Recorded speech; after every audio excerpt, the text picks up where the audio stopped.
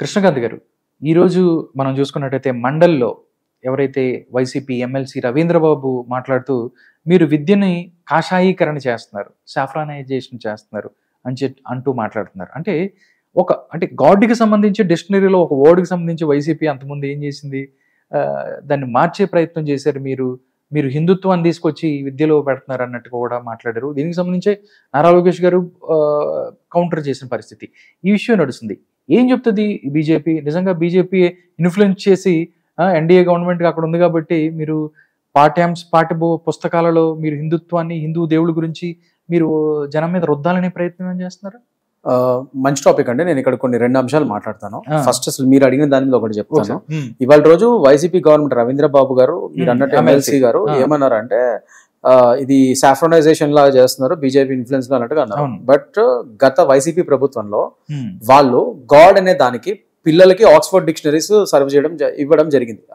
పిల్లలకి government schools లో కానీ అక్కడ కానీ ఫ్రీగా ఆక్స్ఫర్డ్ డిక్షనరీస్ ఇవ్వడం జరిగింది.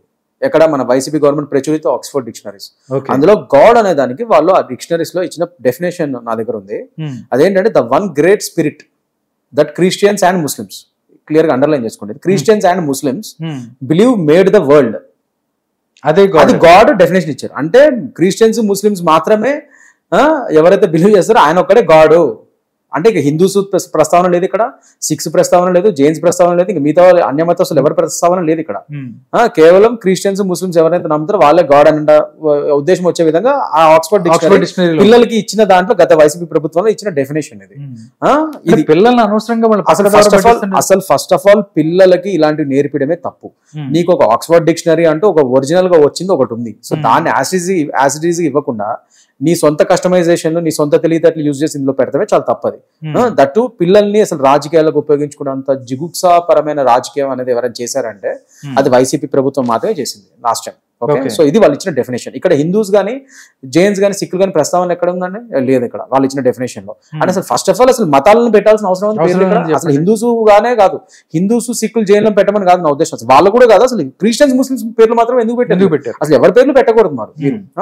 ఓకే, అది అయిపోయిందా? ఇప్పుడు నెక్స్ట్ మేము పెట్టిన డెఫినేషన్ ఒకసారి చదువుతాను. అంటే మా India government, the supreme being, the India definition of God in dictionary given to kids, the supreme being worshipped in different religious practices. సరిగ్గా వినండి, అండర్లైన్ చేసుకోండి. Different religious practices emphasising a universal creator with divine powers. ఇక్కడ మేము clear గా different religious practices లో రకరకాలుగా worship చేస్తూ ఒక యూనివర్సల్ క్రియేటర్, అంటే ప్రపంచం మొత్తాన్ని ఒక ఈ యూనివర్స్ నే ఒక పాలించే ఒక దివ్యమైన పవర్స్ ఉన్న ఒక శక్తిని రకరకాల రిలీజియన్స్, రకరకాల మతాల్లో ఎవరైతే గాడ్ అని పిలుచుకుంటాయి, రకరకాల రిలీజియన్స్ ఎవరైతే ఉన్నారో అందరూ దండం పెట్టుకొని ప్రార్థిస్తారో ఆయనే గాడ్ అని ఒక మంచిగా అందరికి సమానంగా వచ్చే డెఫినేషన్ ఇచ్చింది మేము. సో ఇక్కడ సాఫ్రనైజేషన్ అన్నట్టుగా ఎక్కడ ఉందండి? అసలు రవీంద్రబాబు గారు క్లెయిమ్ చేస్తున్నట్టు, అలిగేషన్స్ పెడుతున్నట్టు సాఫ్రనైజేషన్ ఎక్కడ ఉంది? సిగ్గుంది అసలు ఆయనకి అడగడానికి. ఫస్ట్ ఆఫ్ ఆల్ ఈ క్వశ్చన్, అతని డెఫినేషన్ అసలు నిజంగా ఒక పలానా 2 కమ్యూనిటీస్ ని గురించి పెట్టినట్టుందా, లేకపోతే మాది సాఫ్రనైజేషన్ లాగా ఉందా? అవునా కదా? ఇవాళ రోజు అసలు మీ ప్రభుత్వము కేవలం మీ దృష్టిలో ఆ 2 కమ్యూనిటీస్ అయినట్టు, కేవలం వాళ్ళ ఓట్లైనట్టు ఓటు బ్యాంక్ రాజకీయాలు చేసి లాస్ట్ కి పిల్లల పుస్తకాల్లో కూడా ఆ 2 కమ్యూనిటీస్ పేర్లే పెట్టి మీరు ఓటు బ్యాంక్ రాజకీయాలు చేసిన ప్రభుత్వం మీది, మీ వైసీపీ గవర్నమెంట్. అలాంటిది వాళ్ళ రోజు మా పార్టీని సాఫ్రనైజేషన్ అనేది దమ్ముంది అసలు మీకు? సాఫ్రనైజేషన్ మేము చేస్తున్నామా, లేకపోతే ఇష్టం వచ్చినట్టుగా ఇస్లామైజేషన్ అండ్ క్రిస్టియనైజేషన్ చేస్తుంది మీరు? అసలు మీ ప్రభుత్వంలో హాస్టల్కి డబ్బులు ఇచ్చింది, జీతాలు ఇచ్చింది మీరు. అసలు మీరు నమ్మరు ఆర్కే గారు, గత ప్రభుత్వంలో బిఫోర్ ఎలక్షన్స్ నేను తిరిగాను కదా మొత్తం క్యాంపెయిన్స్ కి. దానికి being BJP leader I have done my duty. నేను ఎంతో తిరిగాను ఎలక్షన్స్ అప్పుడు, అన్ని చేశాను. మీరు విజయవాడ హైవే మీద కానీ, విజయవాడ అది దుర్గమ్మ అది ఫ్లైఓవర్ దగ్గర కానీ, అక్కడ కూడా ఇక్కడ కానీ చూస్తే సైడ్ లో మొత్తం అంతా పెద్ద పెద్ద పాస్టర్లు, వాళ్ళ యొక్క సభలు, వాళ్ళ యొక్క పెద్ద పెద్ద పోస్టర్లు ఉంటాయి మీకు వరుసగా. అంటే అండ్ టు బి ఫ్రాంక్, నేను నా దగ్గర రిపోర్ట్ కూడా ఉంది, after Tamil Nadu Andhra Pradesh is the second highest Christianity conversion state. అర్థమైందా? అసలు హైయెస్ట్ కన్వర్జన్స్ అయిన స్టేట్ ఏదైనా ఉందంటే ఆఫ్టర్ తమిళనాడు ఇండియాలో అది ఆంధ్రప్రదేశ్. ముఖ్యంగా వైఎస్ఆర్ గవర్నమెంట్ లో అప్పట్లో ఎక్కువైంది, అండ్ ఇప్పుడు మళ్ళీ ఈ వైసీపీ గవర్నమెంట్ లో కూడా ఎక్కువైంది. అంటే వీళ్ళ ఫ్యామిలీ వచ్చినప్పుడే ఇలాంటివి అన్ని ఎక్కువైతున్నాయి. అది క్లియర్ గా తెలుస్తుంది. ఏదో స్టాటిస్టిక్స్ రిపోర్ట్ నాకు కావాల్సిన అవి కూడా ఇస్తాను మీకు ఆ రిపోర్ట్. సో అసలైన మత మార్పిడులు చేసిన గవర్నమెంట్ మీది. అండ్ డైరెక్ట్ గా పిల్లలు చదివే పుస్తకంలో the one great spirit that Christians and Muslims believe made the world అన్నది డైరెక్ట్ గాడ్ డెఫినేషన్ పెట్టిన ప్రభుత్వం మీది. మీరు ఇవాళ రోజు మా పార్టీని అనేంత దమ్ము వరకు వెళ్ళారా మీరు? అసలు మీ మా పార్టీ గురించి మాట్లాడే అర్హత ఉంది అసలు ఫస్ట్ ఆఫ్ ఆల్ మీకు? బీజేపీ గవర్నమెంట్ అసలు సాఫ్రనైజేషన్ ఎక్కడ చేసిందండి ఇక్కడ? ఇతల రాజు the supreme being worshipped in different religious practices emphasising universal creator with divine powers. Different religious అని మేము క్లియర్ గా రాస్తే సాఫ్రనైజేషన్ ఎక్కడ ఉంది అక్కడ? సో పిచ్చి ప్రేరేపణలు, పిచ్చి మాటలు, ఏదో మైక్ వచ్చింది కదా, మైక్ ఇచ్చారు కదా అని చెప్పి ఎమ్మెల్సీ అది లెజిస్లేటివ్ కౌన్సిల్లోను లెజిస్లేటివ్ అసెంబ్లీ సభల్లోనూ మాట్లాడితే అక్కడ ఊరుకునే వాళ్ళు ఎవరు లేరు. అండ్ ముఖ్యంగా ఇవాళ రోజు నేను చెప్తున్నాను ఆర్కే గారు, ఇదే మా ఇండియా గవర్నమెంట్ అంత సాఫ్రనైజేషన్ చేస్తే ఒక రాయచోటి ఇన్సిడెంట్ అవుతుంది అమ్మన్నా. మా ప్రభుత్వం ఉన్నా కూడా రాయచోటి ఇన్సిడెంట్ అయింది. ఎన్డీఏ గవర్నమెంట్ లో ఎన్డీఏ ఎవరైతే అదే రాయచోటి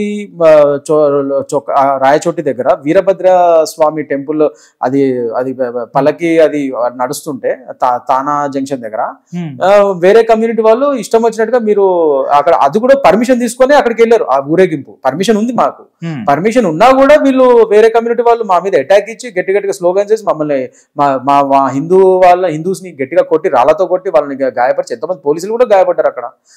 అది అంత అయినా కూడా మళ్ళీ మా హిందూస్ వాళ్ళని, మా హిందూ బిడ్డల్ని వీళ్ళు పోలీసు వారు రివర్స్ లో కేసులు వేసి వాళ్ళని లోపల పెట్టారు. ఇవాళ రోజు నిన్ననే వాళ్ళు బెయిల్ మీద బయటకు వచ్చారు.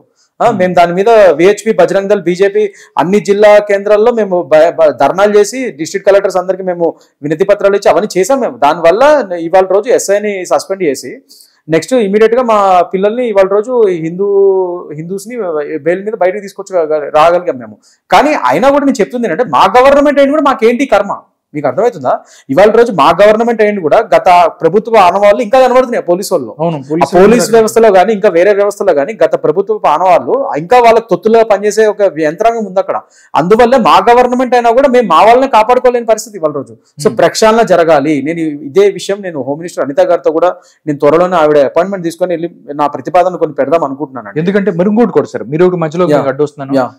కృష్ణకాంత్ గారు, మరొక అంశం మీరు అంతేగారంటే గుర్తొచ్చింది. పెనుగొంచి ప్రోల్లో లక్ష్మీ తిరుపతమ్మ తిరణాలు ఏదైతే జరుగుతుందో అక్కడ వైసీపీ గూండాలు ఎవరైతే ఉన్నారో అక్కడ భక్తుల్ని, దాంతో పాటు పోలీసుల మీద కూడా దాడి చేశారు, పోలీసులు గాయపడ్డారు. అంటే నిజంగా గవర్నమెంట్ వాళ్ళదైనా కానీ వీళ్ళకే దెబ్బలు తింటారు, వేరే గవర్నమెంట్ మారినా కానీ మళ్ళీ అలాంటి పరిస్థితి ఉంది. ఎలా చూస్తారు ఈ పెనుగొంచి ప్రోల్? ఎగ్జాక్ట్లీ అండి, ఇది ఒక్కటే కాదు ఇంకా చాలా ఇన్సిడెంట్స్ అసలు గత ప్రభుత్వంలో మీరు చాలా హిందూ టెంపుల్స్ మీద గానీ హిందువుల మీద గానీ ఎన్నో అటాక్లు అయినాయి. తగలబెట్టేసిన వైనాలు ఉన్నాయి, ఇవన్నీ చేశారు. మా శ్రీరాముడి యొక్క విగ్రహాన్ని తలను కూడా కొట్టేయడం జరిగింది. ఇలాంటి చాలా చాలా తప్పుడు పనులు చేశారు వాళ్ళు. అది కాకుండా ఇవాళ రోజు మా గవర్నమెంట్ ఎన్డీఏ గవర్నమెంట్ వచ్చిన తర్వాత కూడా ఇంకా వాళ్ళ ఆనవాళ్ళు ఇంకా పోలేదు. మళ్ళీ రివర్స్ లో మా హిందువుల మీద అటాకులు జరుగుతున్నాయి. మేము పీస్ఫుల్ గా మా పనులు మేము చేసుకుంటున్నా కూడా మా మీద అటాకులు చేసుకుంటే ఇవన్నీ జరుగుతున్నాయి.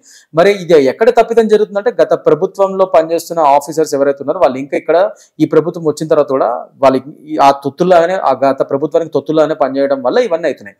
సో ప్రక్షాళన జరగాలి. ఇదే విషయం మీద నేను హోమ్ మినిస్టర్ అనిత గారిని నేను కలుద్దాం అనుకుంటున్నాను, మేడం గారిని తొందరలో. ఖచ్చితంగా ఈ ప్రక్షాళన జరగాలి అన్ని వ్యవస్థల్లోనూ, కేవలం పోలీస్ డిపార్ట్మెంటే కాకుండా ముఖ్యంగా పోలీస్ డిపార్ట్మెంట్ ఖచ్చితంగా జరగాలి ఆ ప్రక్షాళన. అది కాకుండా వేరే డిపార్ట్మెంట్స్ లో కూడా అన్ని ప్రక్షాళనలు జరిగి ఇలా ఎవరైతే గత ప్రభుత్వ పాలకులకు ఇంకా తొత్తుల్లా పనిచేస్తున్నారో వాళ్ళని ఇమీడియట్ గా వాళ్ళ మీద యాక్షన్ తీసుకొని వాళ్ళని ట్రాన్స్ఫర్లు చేయడమో లేదా ఏదైనా చేయడమో దాని పరంగా మాట్లాడాలని చెప్పి నేను అనుకుంటున్నాను. చేస్తాను కూడా తప్పకుండా దాని దిశగా మేము అడుగులు వేస్తాం మా బీజేపీ గవర్నమెంట్.